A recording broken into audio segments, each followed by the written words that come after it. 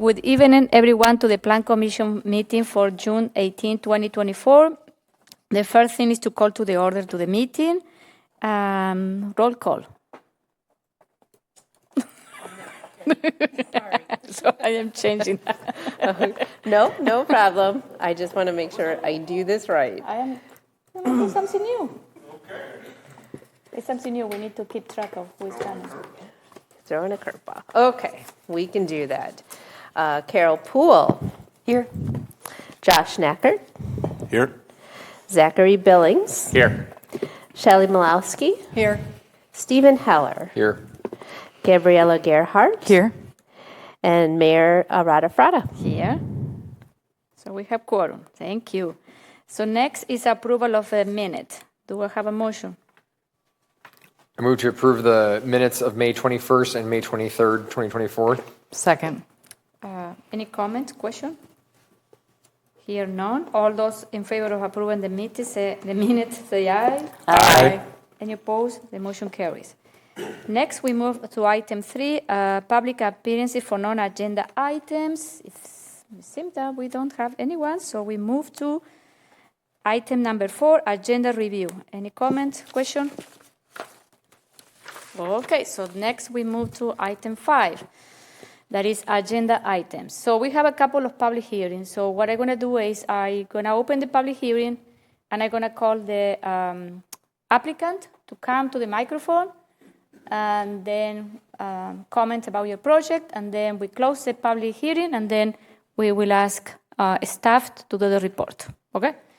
So I will open the public hearing and consideration of rezone RZ-2553-24, request by Fred, the dealer's agent for IP Holdings, LLC, to rezone property from PDD-GIP, that is a planned development district, general implementation plan, to PDD-SIP, this is a planned development district, a specific implementation plan, to allow for a residential development in the Swan Creek neighborhood on property located off of East Sherwood Parkway.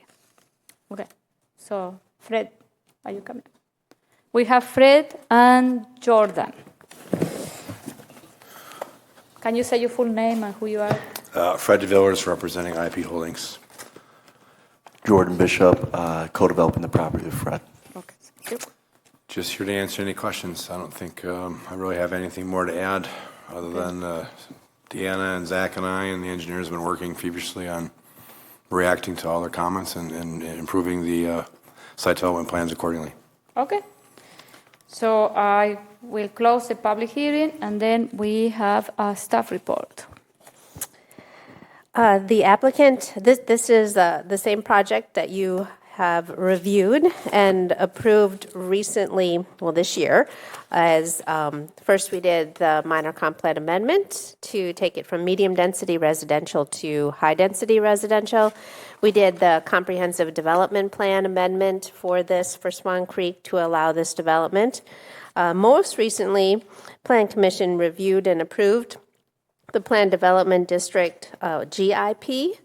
And so before you tonight is a further refinement of that Plan Development District that would take the zoning to Special Implementation Plan, or SIP. What is proposed is 60 single-family residential units. These aren't subdivision lots, these are condo lots that are before you.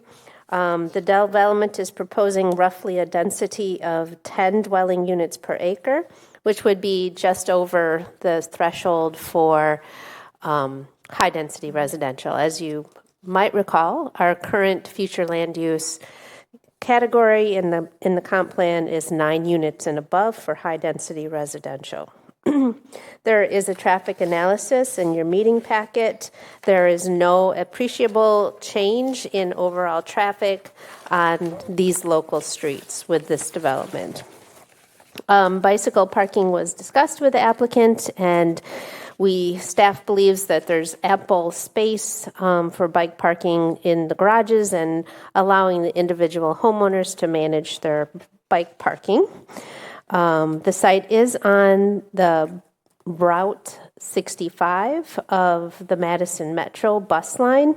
So what staff did suggest and worked closely with Fred in order to, I think it's shown in here, put in a pathway. I guess it's not shown on this one, but put in a sidewalk that would allow some direct connection between the interior part of the site and the corner here of with East Sherrill.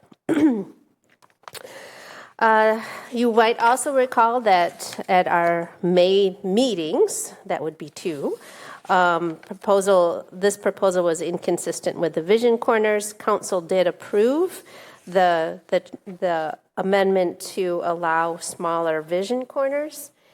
And in addition, a resolution was approved to allow a smaller radius on the private street radius, the private street corners. Let's see. I think all of this is probably very similar to what we have gone over before. The staff recommends approval of the rezone. The standards for the SIP are listed, so it does work out to be a little bit longer set of conditions. I do request that Plan Commission amend 2 parts of these conditions. So I'll point you in the direction of page 3, please. And condition number 4, and then item C, 9 and 10, Roman numeral 9 and 10. The applicant requests that the minimum rear setback for lots 31 through 51 be reduced to 10 feet, and then the minimum rear setback for lots 51 through 60 be reduced to 15 feet. Staff does support this change, and this has to do with just adding a little bit more flexibility for the builders in order to manage the house sizes. Other than that, staff recommends approval. Can you repeat again? Which one are those? Yep. Okay. So if you go to page 3 and you go to Roman number 9 and Roman number 10, Okay. the applicant is requesting that the rear setbacks be changed from 15 to 10 and from 20 to 15. Okay. This is not out of line with what we see in Terra Vesa, on the smaller lot development. So I will take any questions. Okay. Any questions, comments? Shelley. Okay. Yeah. In the conditions, architectural standards, are these, I know all the setbacks are probably, come from code. There's some genesis from code for that. But the architectural standards, are these anything that we as a city would require, or are we just repeating what they have chosen to do in their own development? Yeah, that's a good question. These are a limited number of architectural standards that we've worked with the applicant. And under PDD, in the past, the city has required a higher level of development than you would see in your normal zoning ordinance. So these architectural standards are reflective of that. But I will just say that the actual architectural standards under the covenants for this development will be much more stringent than what you see here. Okay, so let me just repeat. So I know I heard you correctly. So we as a city want to require these. We're not just repeating them in the conditions because that's what the covenants were going to say. Because if it's the latter, it would be my preference not to have them in here. Yes, I understand that, except that we here don't enforce the covenants. Right, so that's why I wonder why we would put them in here. My recommendation to Plan Commission is to have those in there to have to ensure a higher level of standards for a plan development district. And I guess that where this is coming, I kind of understand. I do understand what you're saying. It's certainly not out of line with what we've done in past PDDs. I will say that, and and of course, the enforcements of covenants and restrictions are only as good as the homeowners association or the entity that is doing it. So that's my position. Certainly, Plan Commission can take them out.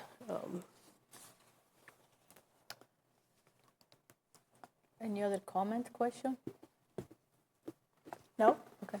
I'll move approval of rezone RZ 2553-24 with the 19 conditions outlined by staff, including additions or changes to 4C9 from 15 feet to 10 feet and 4C10 from 20 feet to 15 feet.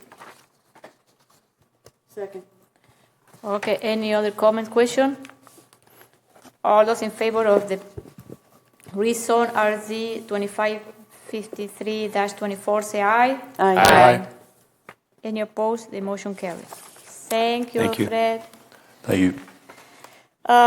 So next, I will open the next public hearing and consideration of rezone RZ-2552-24, request by Jeff Handley, agent from Wingra Real Estate LLC, to rezone property from RD, that is Rural Development, to PDD-GIP, Planned Development District, General Implementation Plan, to allow for a commercial and residential development on property associated with 2975 Capec Road.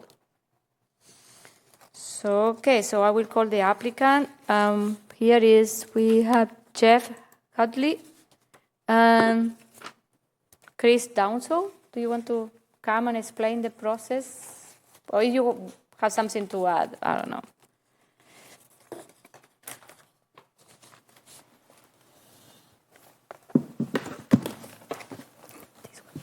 Good evening. I'm Jeffrey Hunley from Fitchburg Partners, LLC, and I'm here to answer any questions that you may have.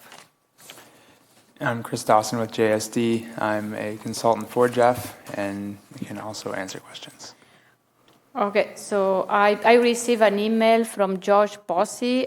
He's a resident. He's in opposition of this development. He doesn't say he lives in Fitchburg, no. One second. So he mentioned that the Jamestown Quarry redevelopment is in direct opposition to the stage goal and objective outlined in the 2020 comp plan. That is, he's mentioned what are those 2020 in the comp plan. What is the goals? That this promote the efficient use of land for housing. So he said more land dedicated to parking means less land available for housing.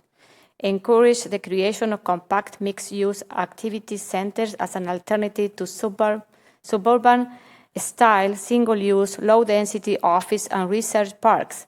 The business lots surrounded by a sea of parking lots are in direct opposition to the notion of mixed-use neighborhoods. The other goal of the comp plan is encourage greater floor area ratio and taller buildings with provision of underground or structured parking. So he said that the floor area of 0.07 are pretty small. And the other goal of the comp plan is use business and industrial land and related infrastructure efficiently to achieve a strong commercial, industrial, manufacturing, property tax base.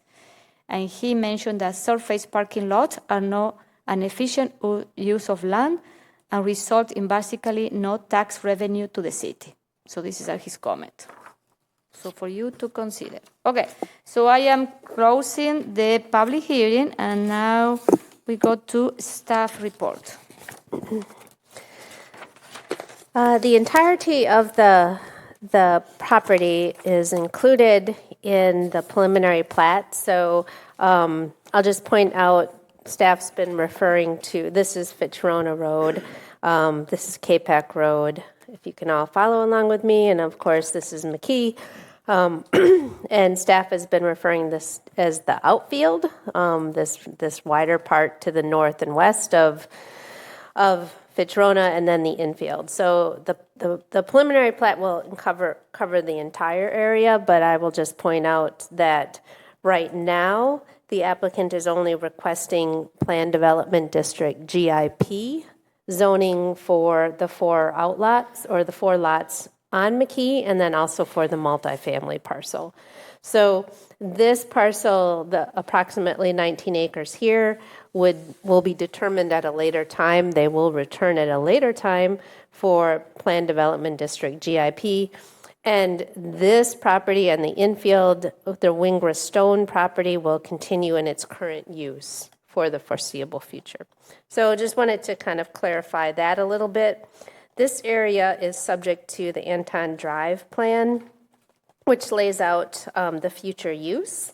It does provide for a 60-foot wide buffer environmental kind of park and conservancy zone along the northern and western part of the property. And so you do see that shown here at this on this particular on this drawing. So I think I covered that. The 4 parcels along McKee, the development pattern is largely intended to be similar to the standards in our current business highway and business general zoning districts. The uses will accommodate car wash, drive-through restaurants, a bank. Future uses could be larger retail onto that the future development to the north. The multifamily portion of the site, the applicants are proposing between 250 and 300 residential units. And it would be, right now, proposed to be a 5-story structured with covered parking. There is a potential, at least we left the potential to some limited office or business use also on that site. As you may recall, the future land use plan for this area includes high-density residential and also the possibility for mixed use. On the preliminary plat, staff notes several items. There is to be that environmental buffer, that park and open space buffer to the north and to the west, buffering the existing development. That buffer could extend up to 120 feet on the northern boundary if the development becomes commercial in this area without housing. The open space buffer is identified as an environmental buffer through an easement. Staff also notes that a tree inventory was provided and did not find any quality trees that would conform to that would trigger the necessity for a tree protection document. The applicants also provided a traffic analysis. Staff is requesting the traffic analysis be expanded to include the potential for future development on the infield. This will be required before with the final plat when that comes forward. Beyond the vehicle movement, staff has worked with the applicants to ensure safe connectivity to the surrounding neighborhoods. A sidewalk will be maintained along Fitzrona, and also staff has requested that a new multimodal path would also be constructed on Fitzrona to ease the connection between the Jamestown neighborhood and this development. Staff expects that multi-use path would be located in an easement along Fitzrona at this time. The applicants have provided a site plan that depicts the rough site design and parking design, access and building placements. Of course, that's just at a more schematic level at this stage for doing the rezone. Staff recommends approval of the rezone with 9 conditions, and then staff also recommends approval of the preliminary plat with 21 conditions. 21, whoa. Whoa. This one's complicated. Okay, so questions?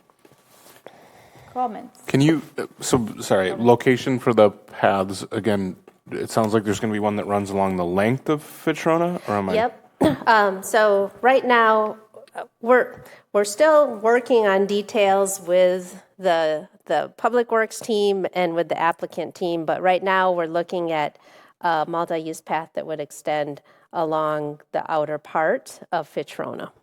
And all the way from, I guess, McKee to, is there intention to be a path that kind of cuts along the east side of the multifamily there to go into the neighborhood to the north? We have been talking about that, and you bring up a really good point, and in the Anton Drive, there is a requirement, there is a suggestion that there would be a path. Here's my issue with that, and I'm certain that we could work with the applicants to find a path through here. We have 2 problems that I see. First of all, the grades are very difficult in this area. Number 2, in order to make that connection, we have to go through other private property. Right. And honestly, staff doesn't have the resources at this point to negotiate an easement with a private property owner. So at this point, the multi-use path would run along the length of Fitrona and terminate where? Right here for now. However, in TID district, the Anton Drive TID district, and I don't remember what number that is, there are funds in there to extend a multi-use path all the way along Anton Drive. Well, no. If the district produce enough Yes. increment, we are going to build it. Right. So picking up on, I'm sorry. Raise your hand so I can see it. Yeah, Okay, who's right. first? You or Shelley? Okay, go ahead. I was just picking up on Josh's point. In here somewhere, it said that if we could acquire the necessary easements from Fitchburg and Madison, non-vehicular connections would be provided to the adjacent neighborhoods. So, but you're saying and I thought that should then be added as a condition, but you're saying you don't even think that is possible. Oh, that's a different one. Yeah.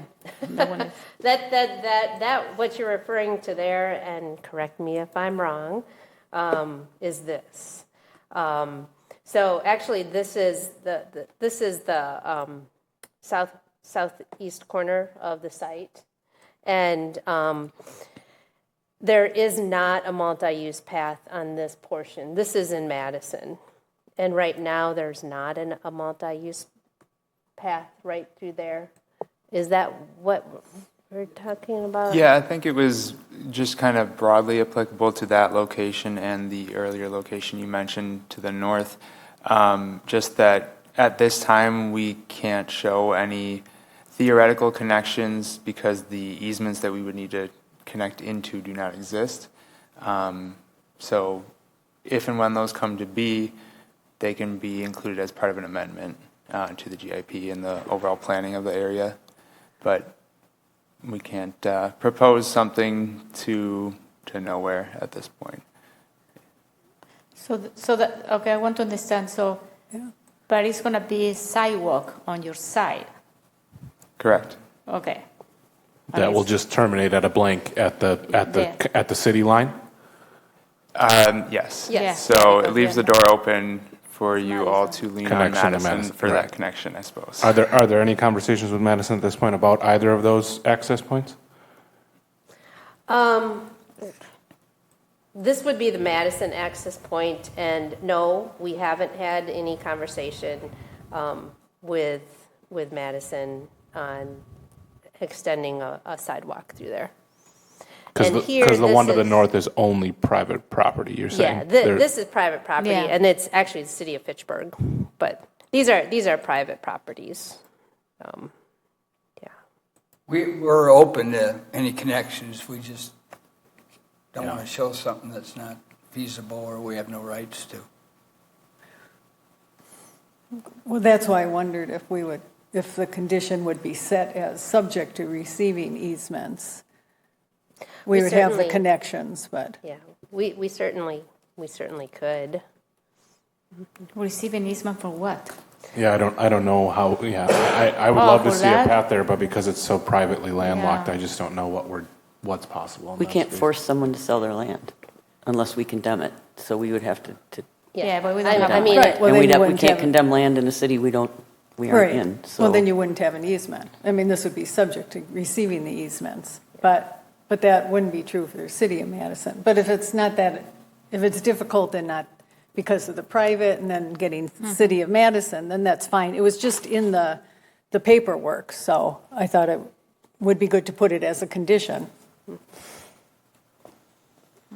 I'm certainly open. We can write a condition that should at some point there's a possibility of an easement connection to the public street to the north, that we look for ways to make that connection. Sounds like it's unlikely, though, so. I think So- it's a bit of a Okay. hurdle. Yeah. Does Okay. the city have to pay for those easements? Generally. Oh, well, no, Yeah. no money. I will just say that I'm excited to see this area developed. I'm excited to see it developed in this way. I think one of the biggest challenges to that broader area is bicycle safety and pedestrian access. And so I'm excited to hear about a multi-use path. I think we're doing everything we can at this point. I do think that whatever we can do from a future planning perspective to try to build a corridor to cut through the neighborhood is really needed with what Verona Road has become, right? And how unsafe it is, I think, to navigate that in a lot of ways from a pedestrian and a bike aspect. So comfortable with where we're at, can completely appreciate the challenge of private land. But I think if there's things we can do in the future, I would love to see that. I would say that us as a city should investigate making sure that we're ensuring that there is a safe bicycle and pedestrian crossing at the intersection, at the main intersection, so that people can get to the south side and use the path that's already there. Okay. You know, we don't need to necessarily duplicate it on the other side. There's a lot of challenges with the grade, but I agree with you that that area is tough. And, you know, obviously there's tough bikers over there because that's a big hill Yeah. to ride up. And I see people with bags of groceries and think, God bless you. Cause That's right. And I don't think we I'd wanna want do these it, livable but- cities. We're going to have to make this a thing. And I agree. I think that intersection is, there's a lot of turning lanes. There's a lot of challenge there. I think if that's something where we put green, like a green bike lane or whatever at that Fitch-Rona and McKee intersection, knowing that we're going to see heavier traffic here and more people getting over to those commercial areas on foot and on bike, I do think that that should be a priority because I want to see that. But I think the safety and the accessibility is low right now, honestly. Gabriel? First, was a comment for when this goes to council. It would be great to have those images that you put up there in the packet for council when it comes. You show that kind of. Just like the aerials, is that what you Yeah, mean? like this image and things of that nature would be helpful in the council packet. Isn't it? I didn't see it. Your packet will have this I don't. image. Am I crazy? I don't think I The saw it. package doesn't have too much info. Oh, Okay. oh, there's a it's in the link. rezone. It's in the rezone. Rezone? Sorry, I pulled. This one is the rezone. Oh, I know. it's not in the rezone no, either. it's not Okay, there. okay. All right, okay. So here, I was looking for those. Yeah. you have to go to the links. Oh. Ooh, there it is. You have to go to the links. Maybe you need to put like a title and say, please click here. Please click here. That's just for me and Julia. We're the ones that needed it. We Okay. can. Never yeah, mind. We're good. I Okay. like the link idea. Okay, but you can. Okay. This was an unfortunate workaround. Okay. We No, it's just fine. had problems with the files to get them into on base. Oh, no, it's fine. Yeah. So I mean, I think that's a clever solution. So I don't Yeah. mind the use of Thanks, links. I just Zach. was not. I'm glad. That's- I'm glad you think that's- so. Yes, I was just not noting it. Okay, it's coming. second question. Did these documents that I did not have a chance to review include the tree survey? Yeah, it did. It's not there. We didn't put the tree survey in here? Yeah? Where? In a link? I think he put all of them in there. Let me see. This one is 25. It might be in the rezone. Yeah, I think so too. The rezone? Here, let's see. Here. Okay, I think I got the bed. I think I got it.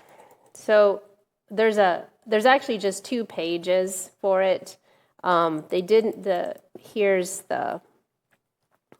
the statement that they did not find anything that fits the definition of a desirable tree on site, and therefore we don't have to do the tree preservation plan. And most of the trees here are just more recent things, like, I think they're even listing this, box elder, cottonwood, black walnut, black cherries in here. And so they've just kind of identified these broad areas consistent with what's required under the tree preservation ordinance. Got it. Thank you. Just a question of clarity, and I'm not super worried about it on this project, but is it normal for the developer to be the one to do the tree survey? Mm-hmm. And not have a third party do some type of assessment or confirmation on that? Well, they have it. Yeah, they haven't, there's not any requirement to have a specific type of person, but our tree arborist, Anna reviews them. Yeah, the city forester reviews them. So, okay. Yeah. And her acceptance as well. Yeah, I think you did fact. work with her. Yeah. Great. Thank you. Oh. Oh, okay. No, it's fine. Yeah, okay, it's one of the link. Okay. I have a question I know that we are not discussing that right now, but what happens if you cannot find a big store for the rest of the land? Are you willing to bring a project with housing? Are you open to more housing units there? Yeah, we're open to anything. The big box is probably less likely to happen based on the activity that we have right now. Okay. But we have a lot of interest from, the mid-box stores that would be unique for this side of Madison. I think you'd be real happy with. Okay. Really good users that you don't have, Verona doesn't have. And so I think it'd be pretty exciting, some of the stuff we do have. So I don't have to drive to Middleton to buy my clothes? Possibly, yeah. Yeah, I'd also like to add that regarding the trees is one of the things that we've done, and we always do, is we've been meeting with the neighbors and for a couple of years now, and through the president of the former association, and we've agreed to do a big berm with a lot of evergreen trees since it's their backyard, so we're sensitive to that. And you're talking about that buffer zone that's yeah, planned? Okay. Yeah. Whether it's 60 feet or 120 feet, we're going to do a large berm, and when you fill that with evergreens, they'll be tall, it'll be nice. And I think that's part of the reason why there's not, on such an important piece of property, we're not having a lot of neighbors here in opposition, because we've tried to meet with them and be sensitive. Okay, Gabriela. In terms of the potential store for the future, is there any possibility of putting some of the parking underground or below the store, taking away putting more development in that spot, and taking the parking either underground or in more of a vertical, multi-story parking adjacent to the building? Yeah, it's, for us, it's a numbers game, and it's the density, and it's a cost issue, so which requires much higher density. But, right now we're exploring everything. I had a meeting today with a very large developer for very high density that's interested in this whole corridor, the future of that infield. You know, this is kind of I don't want to say it's downtown Fitchburg, but it's a very important piece of property. And we really want to do it right. Because I think that would just generally be the preference is bring more and get rid of those large swaths of parking lots. And I think you heard that from the council as well. Yeah, so. That's what they're doing with the apartments. It has a 5 or 4-story parking ramp, so exactly. Each tenant can pull into their, if they're on the 4th floor, they can park on the 4th floor. Yeah, so I'm excited about the potential for that to go in a different direction. So I would encourage you to pursue that because I know I'm sure the commission, but then also the council would very much love to not see a big swath of parking like it is all around this area. I understand. Okay, Shelley. On the preliminary map on the west side, I thought it said the buffer was 60 feet, but for lots 1 through 4, that's all commercial. Shouldn't that be 120? The number's blurred to me. But Okay. No, actually, they're only required to do the 120 on the northern portion. Oh, that's per what? The Where was Anton that? Drive master plan. Okay. The Anton Drive redevelopment plan. And I'll point out, as the applicant noted, when we had the Meyer store come here 2, 3, 4, or 5 years ago, whatever that was, this whole place was full of the neighbors complaining about how intrusive that was going to be. So kudos to you for working with them and having a plan that it's an empty space here. So Thank you. Gabriel. Is there any possibility of starting any of that work before, like now? Because I know that the next phase of development might not come for a couple of years, and the longer you have trees planted, the more likely they are to build up. Is there any way you can do some of that planting sooner? Right away. Okay, so you can do that with this first phase of development. We can start the plantings Do you already. intend to do the whole berm around? Well, we have to be careful because if we end up doing a commercial, the berm or the setback's 120 feet. So the placement of the berm, but either 60 or 120, there's plenty of room for a good berm. So you can start.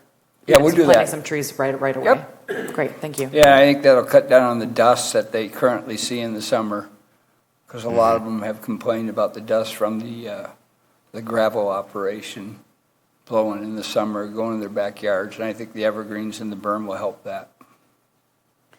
So when are you planning to start with working on the 4 lots? Well, as soon as you approve us. Oh, really? No, but is it this current year or just Yes, we're hoping Okay. to start the infrastructure, the road, and those improvements with the grading, and the grading will provide some of the berm. So we're hoping to start that yet this year. Okay. Yeah, we're really pushing to start this year. Okay, any other comments, question? No? So, with that, I'll move to approve rezone request RZ 2552-24 with the 9 conditions noted by staff. Second. Nope, sorry. second. Carol. Carol's good. Okay. Okay, Carol. All those in favor of a rezone RZ-2552-24, say aye. Aye. Any opposed? The motion carries. So I need a motion for the preliminary plat. I move to approve preliminary plat PP-2551-24 with 21. 21 conditions. Second. All those in favor of the preliminary plat, say aye. Aye. Any opposed? The motion carries. So thank you and good luck. Okay, so now we have another public hearing. This here is, okay. So I open the public hearing and consideration of conditional use CU-2549-24, request by Garland Hamilton, agent for G. Hamilton LLC, to obtain conditional use to allow the construction of 2-family detached dwelling units located on property associated with 5539 Clare Drive. Okay, so the applicant is here. Garland, I don't know, do you want to say something, Garland? Or you can come to the microphone. Okay. Okay, so we don't have anyone talking about this? No. So I close the public hearing. We move to this. Oh, yeah, this one was. Oh, we forgot that one. No. That one is from here. Oh, Yeah, that one's for you. Okay. Just mention that there's traffic. Just So we received an email from Vicky Meyers. She's concerned about the traffic that this one will create. Okay, that's it. yeah, that's it. Okay, so I close the public hearing, and then we go to staff report. You bet. So this is a bit of a lot that's kind of left over in some ways. Let me find myself. And it's an unusual lot for Fitchburg because... Where is that? Oh. Yeah, so this is Fahey Glen, and this is the new Highfield Reserve. Oh, yeah. And Irish Fields, I think you were at the opening here, is where Irish Fields is at. So the lot that we're talking about is this one. And it's an unusual lot in that it has frontage on Clare and Fahey Glen and Nobel. So it's got frontage on 3 sides. And so the applicant, and the zoning is high-density residential here. And the applicant is proposing to build 2 duplexes on this property. And part of the reason for that is the challenge of just having frontage on 3 sides. And when the developer originally put in all the infrastructure, it really could only serve about 4 units. So it's an unusual kind of situation, and staff believes that we have a pretty good solution for this site. So what is proposed? 2 buildings, each with 2 units for a total of 4 units. The units would front on Nobel Drive. Fahey Glen is up here. This is the roundabout. And then the driveways would be off of Clare. So staff had asked for a couple of changes on the overall site plan. What you're looking at is the landscape plan. Staff just asked for a couple of changes to reduce the paving by a little bit by eliminating these turnarounds, and then give us a little bit more landscaping. So there'd be a little bit more privacy off that patio on Fahey Glen. So staff recommends approval of the conditional use permit, and I should back up. The conditional use permit is required in high-density residential zoning when the applicant wants to do duplexes. So the conditional use permit will allow the duplexes in high-density residential. So staff recommends approval of that conditional use permit with the 2 conditions, and then we also recommend approval of the ADR with 12 conditions. So I will take any questions. Okay, who's next? Does the sidewalk currently extend down Nobel long enough to meet that walkway that's intended in the lower of the 2? Yes, it does. It extends all the way. Yeah, it does now. This is an older one, but the houses have been built along here too already. So all of the houses will front, and there is already the multi-use path that's coming along there. But in Nobel Drive, there are like townhomes there, isn't it? Yeah. Duplexes. They're It's actually more duplexes. So those are a couple of sets of duplexes. Sorry, I walk by this all the time. So it fits what's there well, and Yeah. Yeah. Yeah. Okay, Gabriel. Are these going to be rental units or owner occupied? No, I'm going to sell them as condominiums. Okay. Yeah. Okay. So I have a party in the works of developing a HOA and everything for it. Wonderful. So there are going to be 4 units in total. Yes. Okay. And if they're going to look the way they are in the package, they look nice. They look beautiful. Yeah. So this one is okay. And have you done anything similar to this in the past? Is this something that's... Yeah, I have. Haven't done duplexes, but I'm familiar with Fahey Fields. I've done 3 projects out there, and they all have done pretty well, you know. So I'm confident with this one. I actually live in this neighborhood, and I feel it's a good look, you know, and maybe reach some of the epic crowd and whatnot. And so it's just a little different. They got Viridian has a lot of 2 bedrooms over there, however you may have it. They build stuff nice, you know, but just something a little different, you know. So How big they're going to be, these duplex? How big? each of them are going to be like 1,450 square feet total. And I am going to make a little changes to it. I'm going to plumb out the lower level, put an egress window on both outsides, and plumb it out for a future bathroom. So, and I know Deanna had mentioned at a previous meeting about the on Fahey, and the more I look at it, I'm like, yeah. So that if you're facing, if you're on Noble facing the 2 units, the one on the far left that faces that faces Fahey, that one I'll probably put a 3-season or 4-season porch on, just for the privacy, you know, because it's just right there on the road. Okay. Is this the one, Garland, you put a 4-season on this one? Yeah, I'm thinking that one really needs a 4-season. Now, if you go to the opposite end of that, facing it, the far one, probably just do like a tree line or something, you know, some bushes to give them a little privacy. But I really believe that one at Fahey really is going to need some privacy. I'm going to probably give them a tree line and a 3 or a 4-season, you know, so. It's just wide open. Otherwise, they'd be on a porch and they just kind of out there, you know. I just want to commend this project as really creative infill. I mean, I think this is a really good use of this lot that feels like a little bit of a sore thumb, literally, in terms of shape. And so, you know, happy to see something like this fill in that space. Yeah, right on. Okay, any other comments, questions? I'll move approval of conditional use CU 254924 with the 2 conditions as noted by staff. Second. All those in favor of the conditional use say aye. Aye.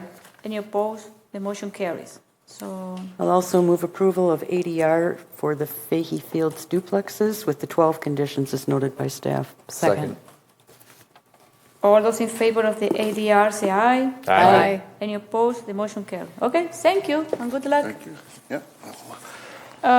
Okay, so when are you planning to start building this? Same thing that guy said. Yeah.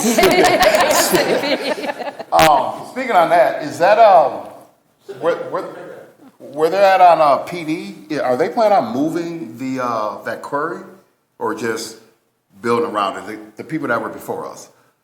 That project. So they got the quarry, Wingrove. The quarry's going to remain for right now. They're looking at developing in the future, though. So if you're coming up there, you got the Hy-Vee, you got the bank, you take it right off Fitchburg. Right across the street, they're talking about building. Oh, okay. Yeah. Yeah, I thought that was a lot of like marsh area, like, oh, that's gonna be tough. Yeah. Okay, so next, so I need approval of the final plat, FP-2550-24, request by Sherry Yu, agent of AY Development LLC, to obtain final plat approval to replat 4 existing lots into 15 buildable lots in the Terravesa neighborhood on property located off Brassica and Suelo Road. Okay, so I can take that. Scott, Yeah. did you have Sherry or anyone on? no, No? she's not here. Okay, so this is pretty standard operating procedure for the planning staff, these Terravesa replats of these larger outlots. Actually, the 2 areas that we're platting with this particular application is this one right here. So Forest Edge Elementary is here, the daycare is here, and then so we're looking at this lot, and then also we had platted these already into 3 different lots, and the applicant was going to do some townhomes in there that would have been for rent.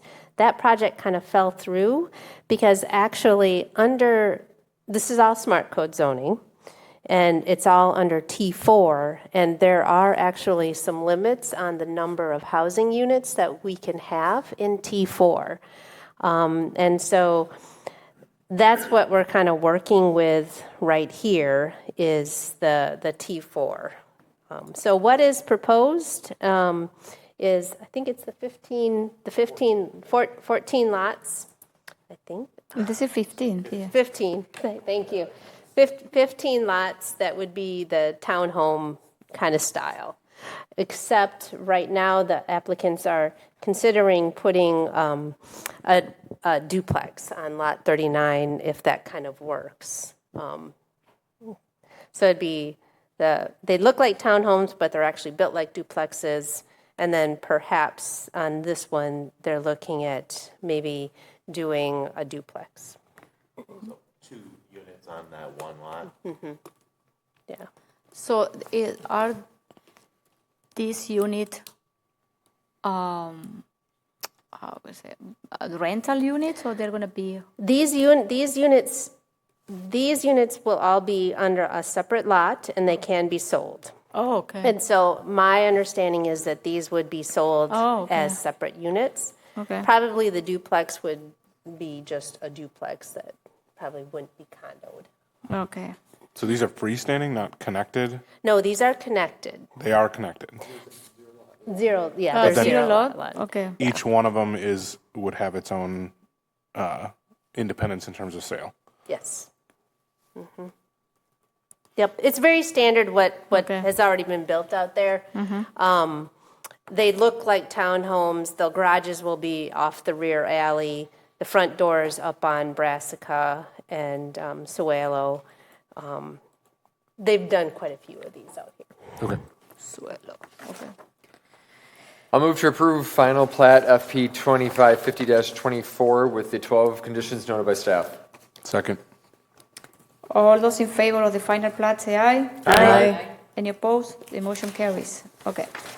So next, I will open the public hearing and consideration of Ordinance 2024-0-16, amending Chapter 22 zoning ordinance to amend Article 3 relative to permitted and conditional uses in the Business Highway Zoning District, Section 22-310, relative to the permit uses, and Section 22-311, relative conditional uses. So, okay, no one is here, so I closed it, and I closed the public hearing. So, Diana, what is this?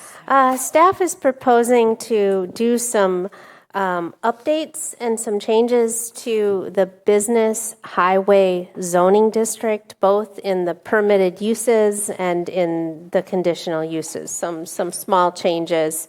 The first one, we would be removing from permitted use car and truck wash. We would allow car wash as part of a gas station convenience store. Then number 16 was just kind of a repeat. It just wasn't a very clear clause. And then we moved adult entertainment establishments to a conditional use instead of a permitted use. We removed truck terminal, and that would be all of the changes that staff is proposing. Okay. Any question, comment? Shelley. Are you still intending to allow automobile repair for a gas station? And did you just take out repair and replace with service to include? Okay. I did. I think it would be good to keep repair in there because I don't think service necessarily implies repair, especially when you have that repair under conditional use, you have the term. So it would be my suggestion to keep repair and services such as. But the minor automobile service as a wash. But the repair means that you can have like we have in Fish Hatchery Road now, those places where you can change the oil. You know what I mean? So they are not good use to, I don't know. So you're referring to those? Well, at least back in the day, I don't know if it's true anymore. Some gas stations also had repair bays. Oh. I'm just asking if the intent is to continue to allow repair, then I think the word should stay in there. I'm not making a policy statement as to whether or not it should be. And it would be with a. But also, That's where like would with the those gas types of station. places go other than business highway? I think it is appropriate that they would. Well, automobile service fits in that as well as anything else. You can't just shove them in industrial because you don't like that they're not pretty storefronts.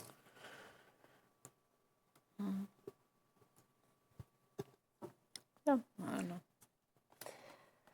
Well, right now, the auto, truck, and heavy equipment repairs as a conditional use here. Where? Oh, really? Yeah. But that's probably standalone, right? Yeah.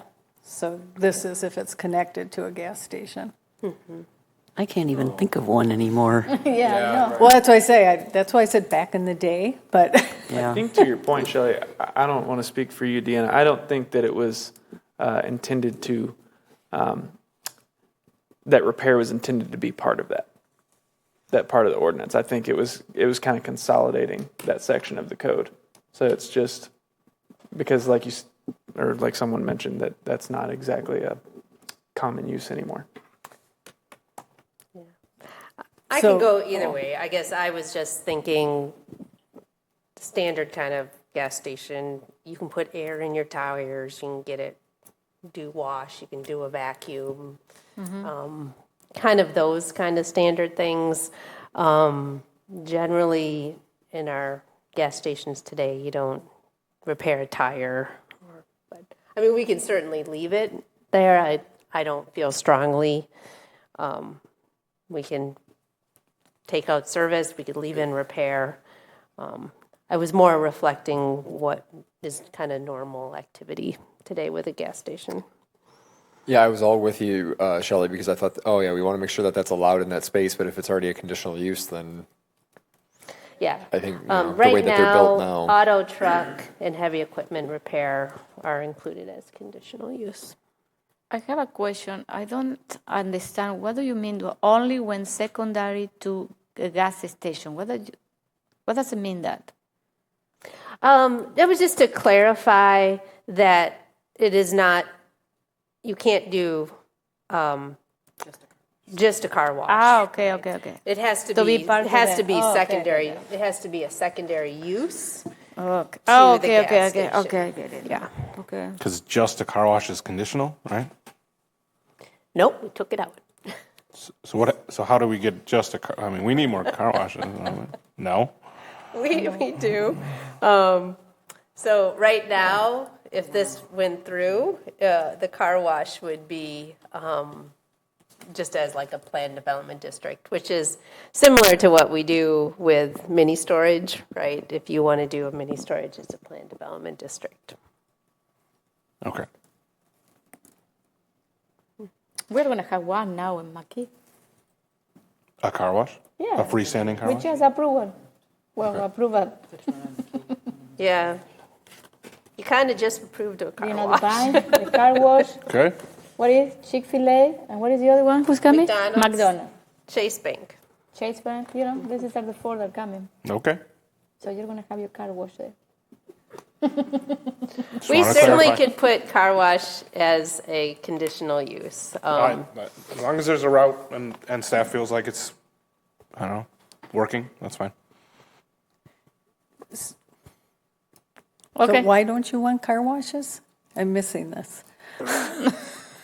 I mean, I know, why go because, through a whole PDD yeah, if you can just do it easily here? Well, I don't think there's anything wrong exactly with car washes, but they should, from the staff side of the staff's position, they should be part of a larger, more integrated development, and they can be very large traffic generators and not very high property tax generators. Exactly. Is that how And they would take you a say it? big chunk of land.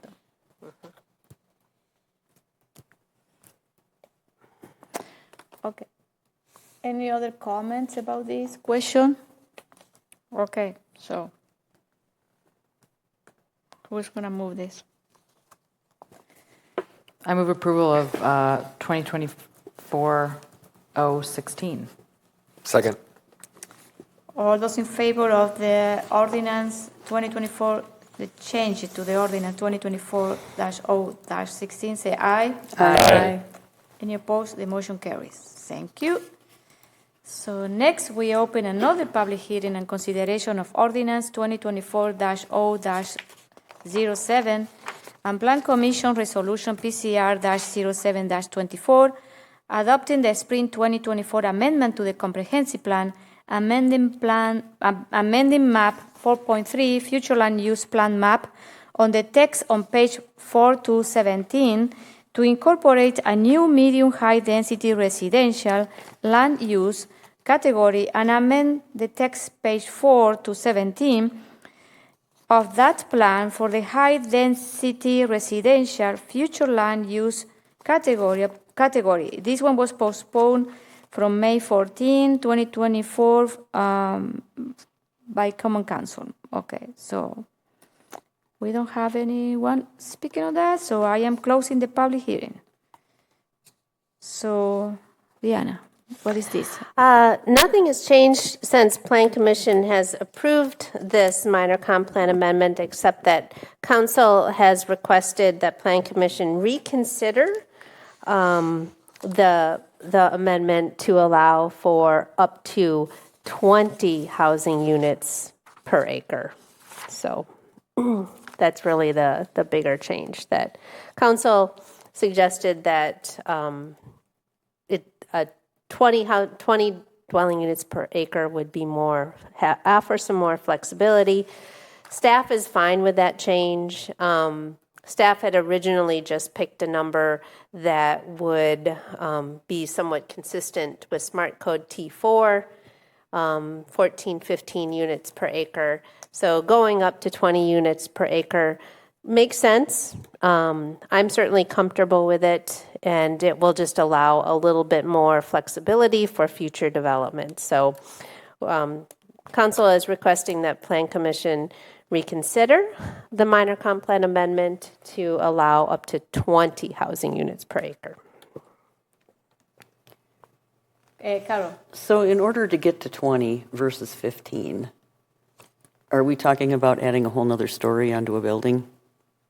Because I think part of the thought process, at least, in years past when we've talked about a medium high density, was to get a little bit more than 9 in an area with a lot of single family and a lot of opposition to going to a more dense product. And I think if we could keep them as 2-story units with, possibly 3, but I would just hate to see people come forward and try to do 4 stories in the middle of a single family area. That's the only concern that I have at all is, if somebody comes in and buys 2 acres and puts 40 units, excuse me, what does that look like? Does it look appreciably different than 15 units? Did Council have examples of housing products that they thought that they wanted that would require 20? I mean, I think we're going to get opposition in any number we come to, but I just want to make sure that we're not forcing something that's going to be physically massively large in a place where maybe we're going to get some opposition. Well, first of all of our multifamily is going to have to come through Planned Development District. I'm fairly comfortable saying that Plan Commission and certainly staff wouldn't be bringing a project or forward if it was out of scale with a neighborhood, right? At least at this point. And certainly, I wouldn't necessarily say that going from 15 to 20 necessarily requires another story. I mean, it's going to really depend on the site. It's going to depend on the site plan. I think you do have enough control over the form and the scale of a building under our current zoning regime. I will say that, depending on how a site gets laid out, it's certainly possible to do higher, even at 2 stories, higher dwelling units per acre than 20. It just kind of depends, I would say. I believe that the Terravesa property that we just looked at. I think that originally came forward. It was all 2-story, and it was going to be about 18 dwelling units an acre. So it's certainly not out of the realm of possibility for it to be still 2 stories. Okay, thank you. Do you remember, Gabriela, why council decided to go to 20? My recollection of the conversation was they felt that if we were going to start encouraging some higher density in select parts of the city, that the 9 up to 9 was already pretty low for medium density. So they liked the idea of adding that interim classification, but felt that 15 was almost too low. So to a certain extent, it was another guess. But we could have passed it, but the conversation, I was like, we should really have staff have some time to take a look at this and comment on it, and the Plan Commission should have another chance.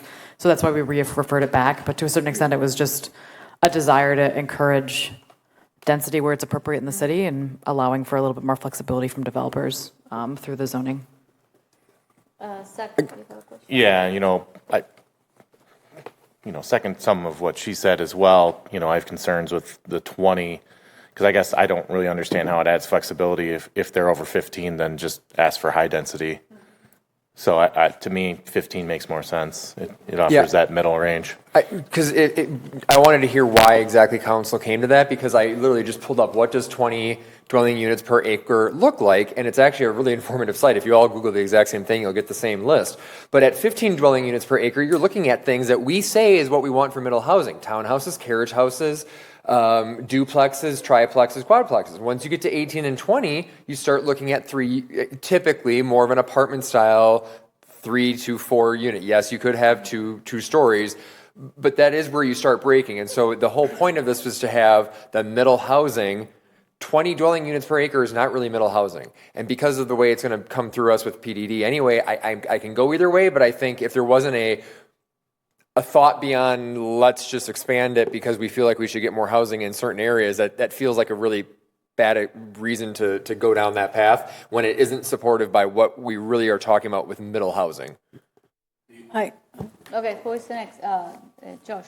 I was just going to say, I think the only case for it is just how big the range for high is, right? I worry that there's going to be a project that could be on that border that if we're going to force them at a 16 or 18 level to go pick high, and now we're talking about allocating something that has a massive range and a massive high end, you're going to get just as, I would say, a different type of pushback from people in the fact that they don't want that close to, their single-story houses or whatever else. And so I do see a benefit in flexibility and allowing people to kind of pitch a project based on the lot and not feel like they have to ask for high density just because of how large that range is. And I think some of the stigma that could come with naming something high density. Shelley. But I agree with Planning Department's original thought to try to make it, to look at T4, which basically is the definition of the middle housing, which we are looking for in this category, and that's up to 14.4, so, round up to 15. I just think 20 just feels like a very far jump from 9, and it gives a different feeling to what we would be looking for that middle level. So I think I'm going to vote against the 20. Well, I'm going to tell you what is going to happen because, you, Carol, know about this is an amendment to the comp plan, okay? I don't want this to come and go on back from the but it's going to go to the council, and council maybe is going to reject this. And then we have to wait 30 days to come back here. And then this is my concern. And this is something that we really... I didn't propose the 15 unit, to be honest, and I don't think that Gabriela did it, Was another council member that was the one who pushed for this.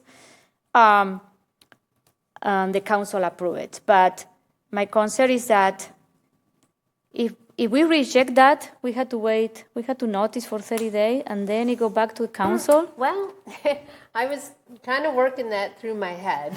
Plan Commission has approved the resolution. I guess I'll have to talk with... Or it's going back to... well, Plan Commission, you have approved the PCR up to the 14.4. And so we have not noticed for council's meeting. We don't do that till after you, because we have to do 30 days. So, but we did 30 days now. This is what this thing came 1 month later. Yeah, well, we still will now after tonight, we'll notice for Yeah. council. Yeah.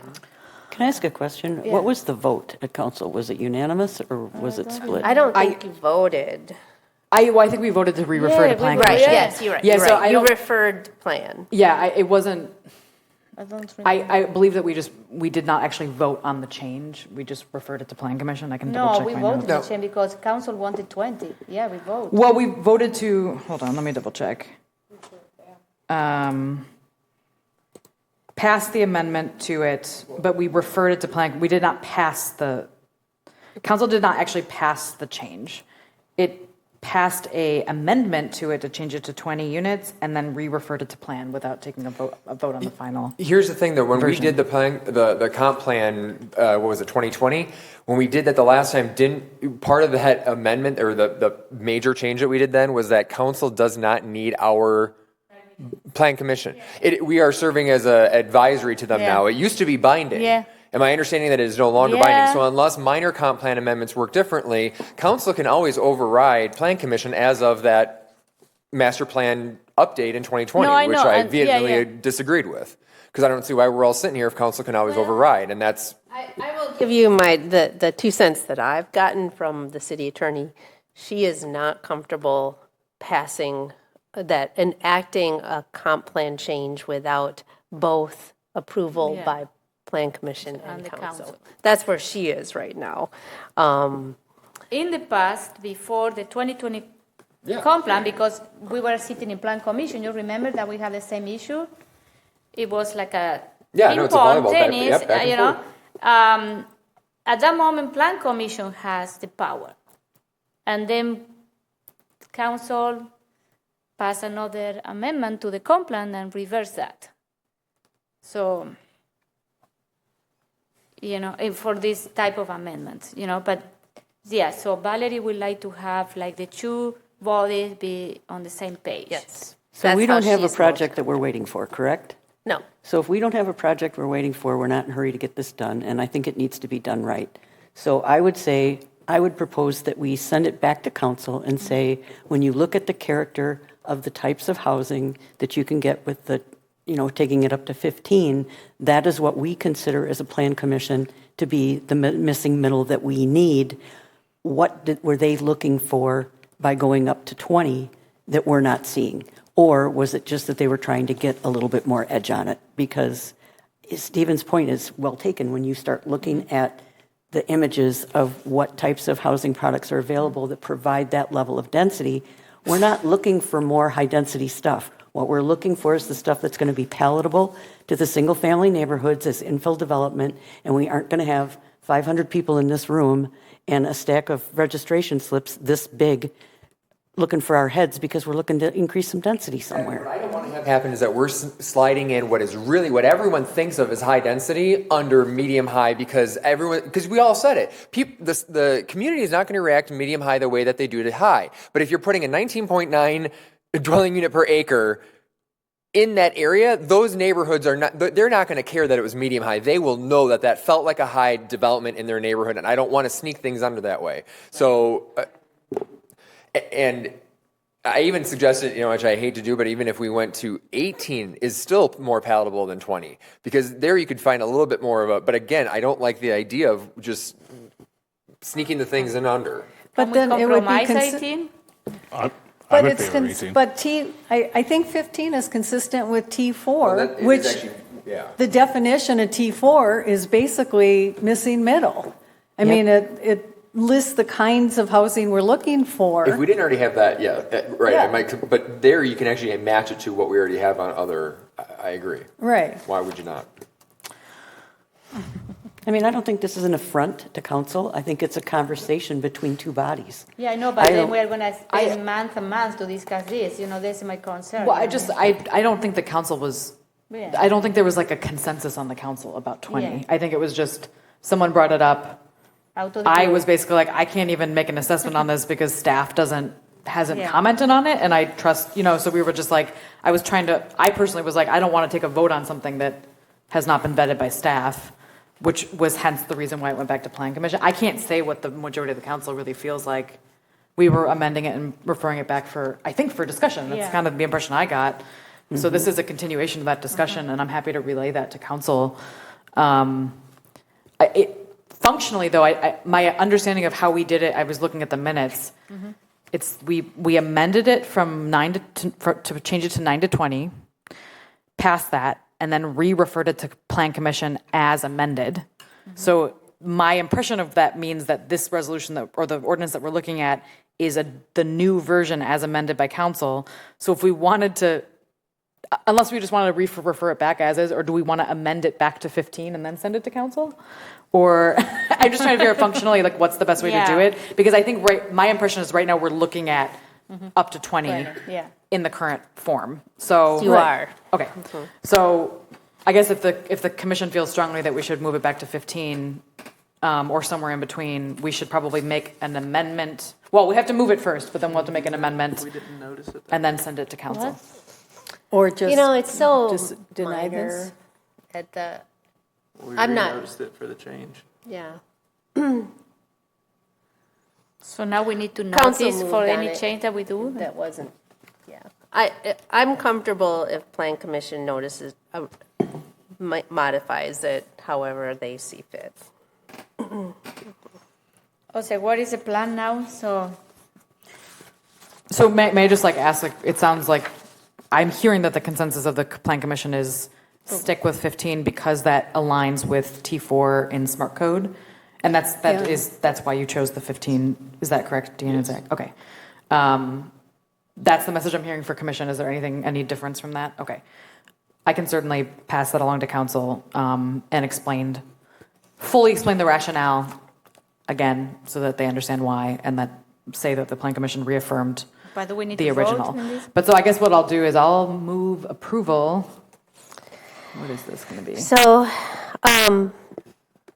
Wait a second. I don't- This is an I- amendment to the complex. Yeah. There is I more- guess probably to keep this as clean as possible. Should we just refer it back to council? Is that a recommendation? Well, you've already approved your resolution at the 14.5.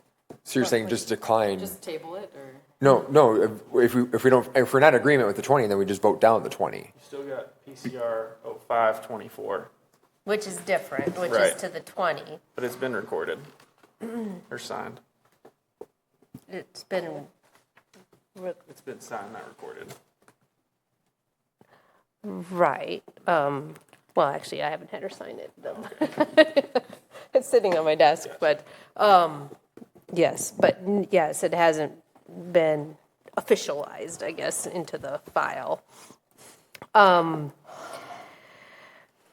Would it matter more to council if we voted this down or just somebody report what our conversation is? I mean, it seems like, I guess that's, which does it matter more? I just don't know procedurally how that Yeah. works because we did pass the 15-unit version. I yep, think we're in you deep did. into Robert's I rules. think to keep this as clean as possible, if Plan Commission so chooses, I would vote against the resolution, the PCR 0724, and then I would make a recommendation to council. I would just do a vote to recommend to council that that council sticks with the 9 to 15.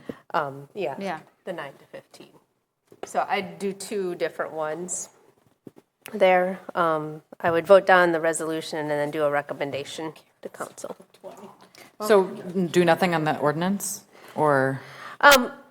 It will 'Cause be there's the kind two, of, right?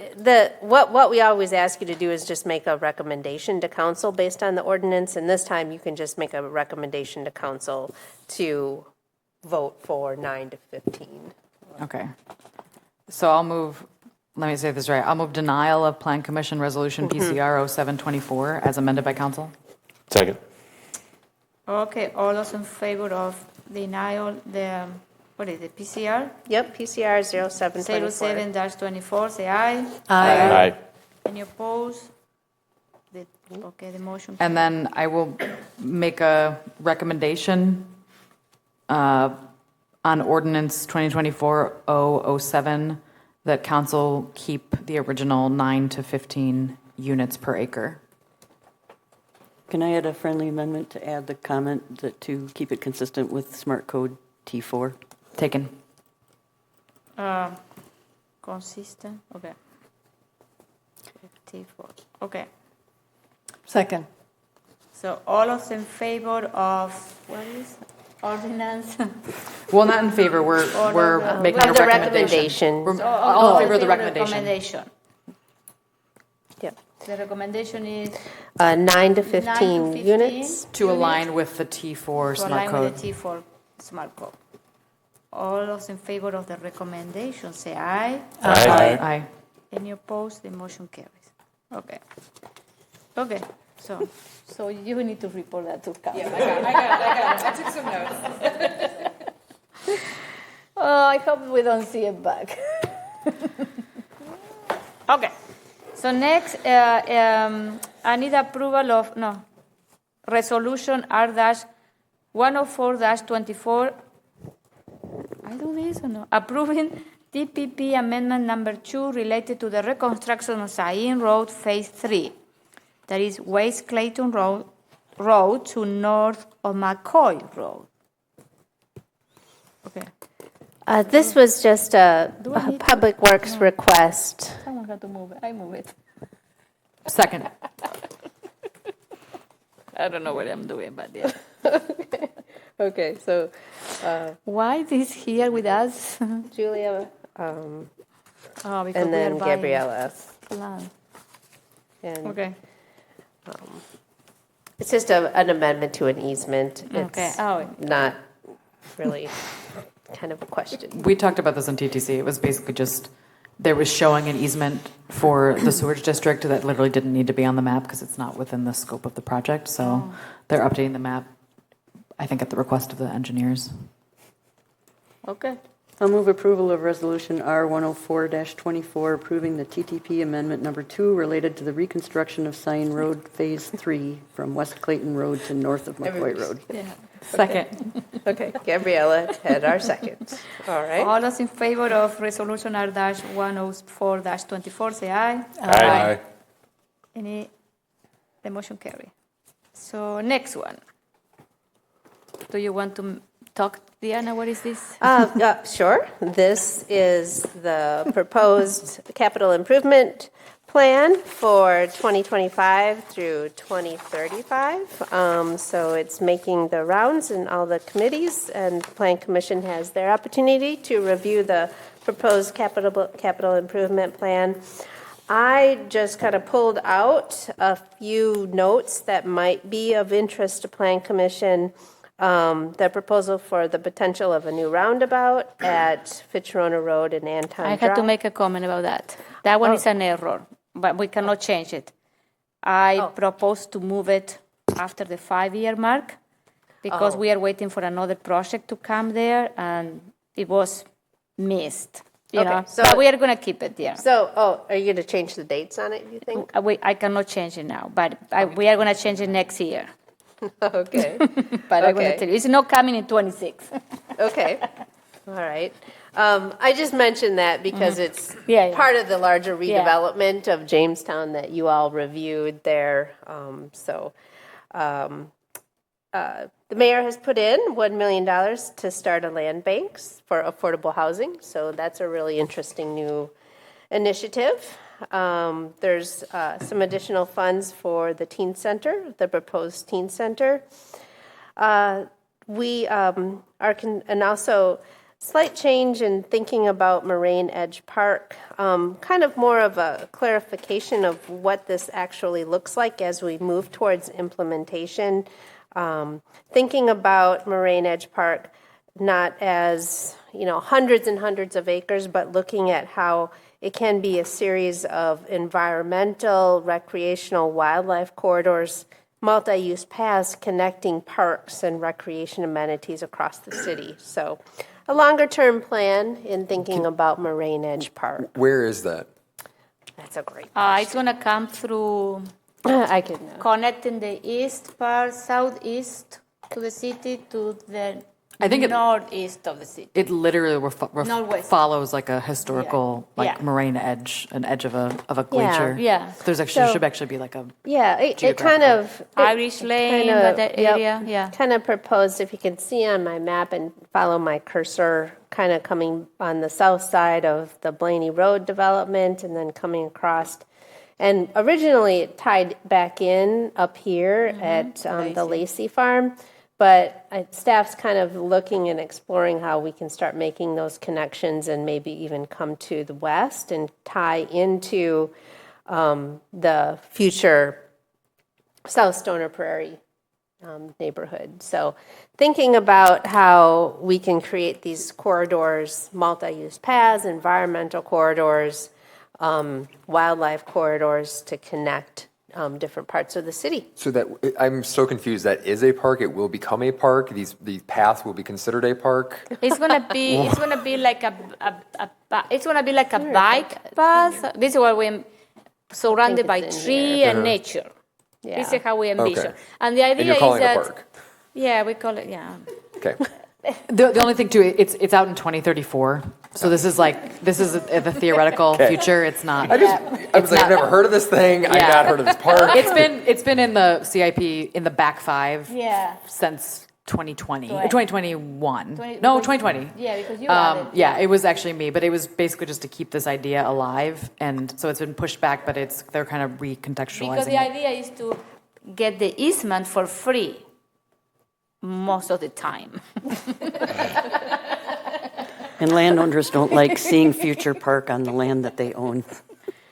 Well, on the map. yeah. I mean, I think they're fine, right, if someone's going to pay for it. Exactly. Yeah. I don't know. This is an idea. It's an idea. It is, and but we keep it there because we don't want to kill it yet. okay. I'll move on to the next one. There's a proposal, and there's also, this is a new proposal that I know that there's been some discussion already about an agricultural museum that could allow for the preservation of agricultural heritage. And I don't know if you want to speak a little bit more about that, Mayor. But yeah, this is something that I have discussed with a couple of farm owners, how to preserve our. And I also talked to the Fitchburg Chamber how to preserve our history. We are a farmland community. And we can create a place that is a destination place to Fitchburg. So the idea is, we don't know exactly where. We have some idea, but we're working behind the scene. Eventually people can donate the place, the land to do it. And then to have a place where we can display our history, as a farmland community, preserve it, and be a destination place. So that one is something that I am bringing forward. I add like $500,000 because I don't know how much, could be this. If we find some place that we can renovate. I am asking some of the farmers to keep all the old equipment, or some of them, they told me that they have blogs with information, logs, journals, and I say, yeah, it would be great to keep all of that, you know what I mean? So the idea is to start thinking about this, you know what I mean? To put it in the CIP, start thinking how we can do it. Maybe we will take a group of people who create a committee in the future to work on this, but maybe you can start talking in the Ag and Rural Affair, Shelley. we had a little discussion about it. This is something like, it's like a wish, you know what I mean? I don't know. I have a question about the Lake Barney project. Is that related to the flooding? And it's a remediation for the flooding. Mm-hmm. Do we have any pending projects where that's the right year to have that in there? We don't have anything happening in some of our the southern areas of the city. They're going to be developed in the next 2 years. We are waiting for the Village of Oregon to finish a project before we can start ours. Okay. And I don't think they have started yet. Okay. Mm-hmm. So we don't know exactly how much it's going to cost until they finish the project, so that we can move on. Gotcha. I just want to make sure we're not approving a project that's going to make that problem worse before we have the funds allocated to fix the problem. Yeah. And then I just listed a couple of the larger street projects for next year, South Sain and then Fitzrona, Lacey to Nesbit with the roundabout at Lacey. And and I'm going to tell you, there is another, maybe it's not related to here, but we added, when the police facility is done, we need to renovate where the police facility is now. So we added $6.5 million to City Hall renovation. That is going to be between 26, 27. And then I added $2 million to an extension of the BRT for, the BRT is coming to Fitchburg in 28, and maybe we have to take a look and determine how that, it's going to stop at McKee. But the idea is how we can make the extension to Lacey, but then we are going to wait for a couple of years to see if people are using BRT, how they're using it, and then also build up the density in the south, in this corridor. So I added like another $2 million in extension for future BRT extension after the 5-year time frame. And then we added a $5 million to the police facility to add all the sustainable features. The council approved a resolution that allowed me to include $5 million for make that facility like, solar. Thank you for geothermal. putting that back in there. So, we're doing that. So, and we added a couple of other things from parks, a lot of parks, new project and revise some project. Especially the Kid Crossing is, I changed the funding for that park because it needs a lot of repairs. It's a 20-year-old park. It has a lot of issues. It will need a lot of repairs soon. So the project, we already know how much it's going to cost to replace the park. It's going to cost around $975,000. And the idea is to use debt for the majority of that, and then start the design in 26 and the construction in 25 and construction in 26. And the money that is in ARPA that we were planning to use for the $350,000 that it was allocated to the Kid Crossing, we are going to use the money to fix the tennis court, Chicory and Swan Creek, because they're in bad shape and they could be a liability for the city. Which park were you talking about? The 975,000? The Kid Crossing here in McKee. Kids Crossing? Yeah. And we are going to do that park inclusive, following ADA conforming, because it's not right now. So we want all the kids play in the same place. So that one is, and then, so that one is a majority of stuff. We'll see. And the council has until when? July 5th for the amendment to the CIP. And then there is going to be a public hearing on July 23rd, and then final approval on July 23rd, too. So that's it.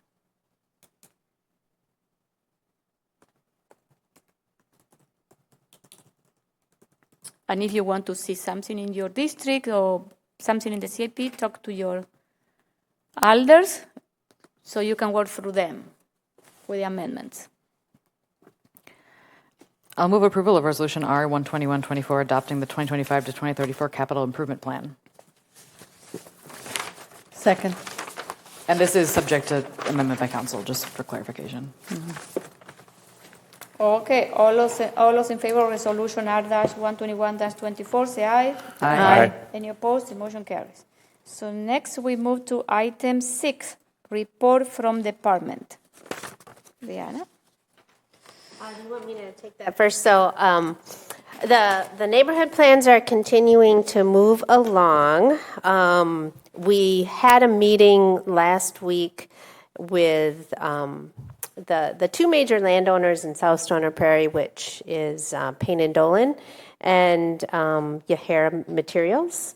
And I think what we were trying to kind of work through is finalizing some of the proposed land use areas, and I think we've come to a fairly reasonable conclusion to that. So the planning team, MSA, will be moving forward with some more specific planning as we move towards infrastructure, actual roadways. You'll see that it ended up our kind of chosen mix of land uses are going to be pretty similar to one of the bubble diagrams that you all saw. Happy to talk a little bit more specifics if you guys want to go into some of the more details on where we kind of ended up. But we have an additional steering committee meeting scheduled with the Greenfield Steering Committee next Monday evening. It's public, and what we're going to be working through with the steering committee is further refinement of those bubble diagrams. So hopefully we can kind of come to a shared agreement of our next steps forward. You're all welcome to join us. Of course, it's more of a work session for the steering committee, but it is open to the public. 24th? Yep. At what time? 5:30. Okay. Yep. And I'm pretty sure we'll be in Genie C. Staff, in terms of staff, the new community development staff person, that job opening closed on Sunday, this last Sunday. We had 42 applications. It's huge. And so I and HR will be working through selecting a handful for the interviews in the next couple of weeks. How many do you select for the short list? Do you have 10? If you have 42, you go, or no? That would be a lot Okay. for interviewing. I'm not sure how many interviews we'll end up doing at this point. 10's too much, Okay. I would say. We might do kind of a first round of interviews, and if we don't find a real good fit, we could always reopen the. Who is in the interview. committee? We need to rework that Okay. for the interview panel. Yeah. Yeah, we'll have to rework that yet. Did you bring a person from the community? We did for the first round of interviews. We had two people we had one person from the community, and then we had one person from Sun Prairie. Okay. So we'll have to work through Okay. that. The interview panel we'll have to work through with HR. Okay. Yeah, I can't speak to specifics. The new housing specialist starts July 22nd, so we'll have a housing person. That person will be in the economic development department. I think that's all I've got right now. Any question for Diana? No? Okay. Okay. So next, report for the Ag and Rural Affairs Committee. There was a meeting today. There was an update on the Burn Solar Farm. Apparently, with the massive rains we had, it just created havoc on the land and a lot of erosion problems. So they talked about everything they've done to try to mitigate that, and I think the committee was very pleased with how responsive they've been.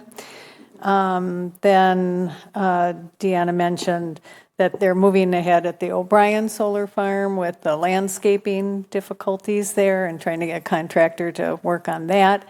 I think because of the issues in these two and just generally the solar farms in the city, Ag would like there to be a report once a year from the holder at that point, the leaseholder of the property, just an update on how everything is. I think they just think there should be some monitoring, particularly in the areas where the topography is very difficult, like the Burn one and then the new one in Irish Lane that we approved. So that was a request made by the chair.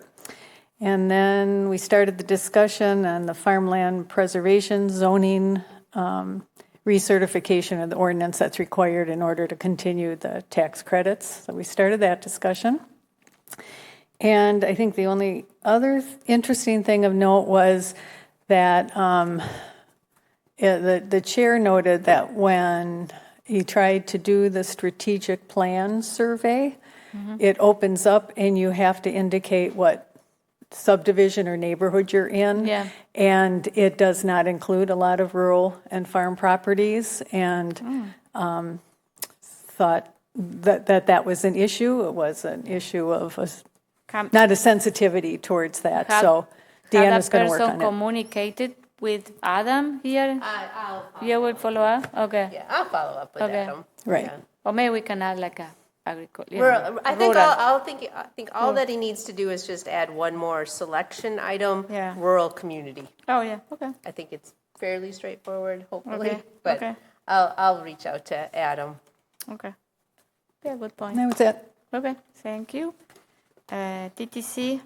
TTC met on June 13th. We had a report from staff where we talked about some upcoming projects. Fitchburg Road reconstruction is continuing to move forward, and we're working out with Town of Verona on the cost share. The next step will be real estate acquisition, which is needed to create the roundabout. Scion Road Phase 1 is done. Scion Road Phase 2 is in the utility coordination phase, so that's, again, moving forward. You may have noticed that the Lacey and Seminole roundabout is closed today and maybe tomorrow for street light installation. A little bit inconvenient, but that'll be a nice update to that roundabout. And then the Wayland Road paved shoulders kickoff meeting is coming up soon, so they will be paving those. I don't know if they're going to be able to get it done this year, but they're working on the design now, I guess, so I don't know if it's going to happen this year for construction or not. And then we also discussed Transportation Transit is hoping that council will look at a Vision Zero resolution, which is kind of as you might imagine, it's the vision to have no deaths on our streets, vehicle, pedestrian, or bike, and start designing our streets to make that happen. It's a big discussion on the transportation community now for these types of, and there's a lot of funding to make this happen. So there was a continued discussion about that.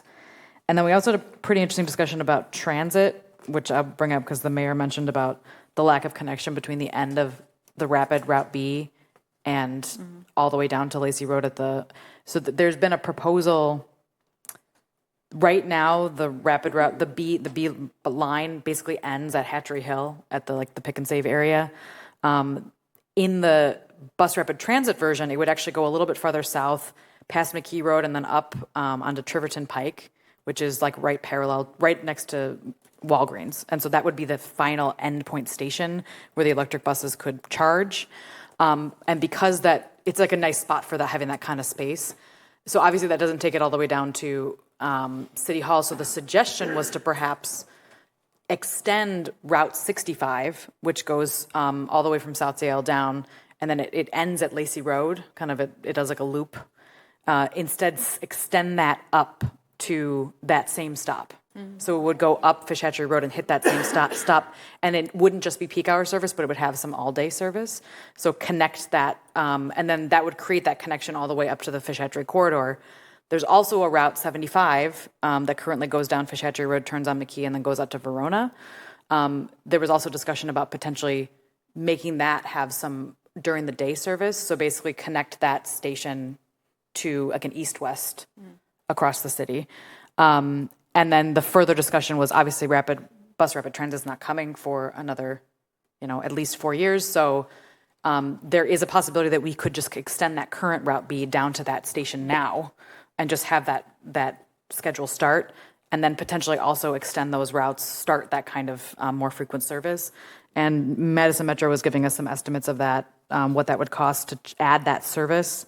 And so we're going to discuss that as part of a potential referendum, or if it's something that could be added to the operating budget. But it's somewhere in like the $350,000 range. Yeah, that one is going to be in the referendum.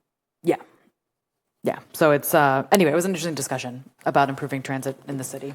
Question on the BRT. Yes. Is the plan, or has this not been planned out that far yet, but when it is coming down Fish Hatch, will it be the same kind of design as what's on East Wash today, where it's going to be center and not on the outskirts? Yes. The decision was to go center running. We already approved What a this. great planning exercise. The city had spent so much money on that corridor, and it won't even get 10 years out of it before tearing it all up down the middle again. But that one is, we don't have to pay anything for that. Yeah, just a huge waste of funds across the community, though. I mean, wow. I was afraid of that because I was driving it this weekend, and I thought, I wonder if that's going to be down the middle. So this is my opportunity to ask. So I thanks think there's only 2 stations on Fish Hatchery, though. I think Three. not. I mean, like it's that, and that's not to say Yeah, that but your it's point three. is well taken, but it's not at every intersection. Yeah, It it's is- 3 stations, that's Yeah. it. And that's all. Thank you. Okay. Any other announcement? Okay, so the other announcement is for, please do your survey for the strategic planning. We need your feedback. If you don't have a postcard, you can get one from me. So I need a motion to adjourn. So moved. Second.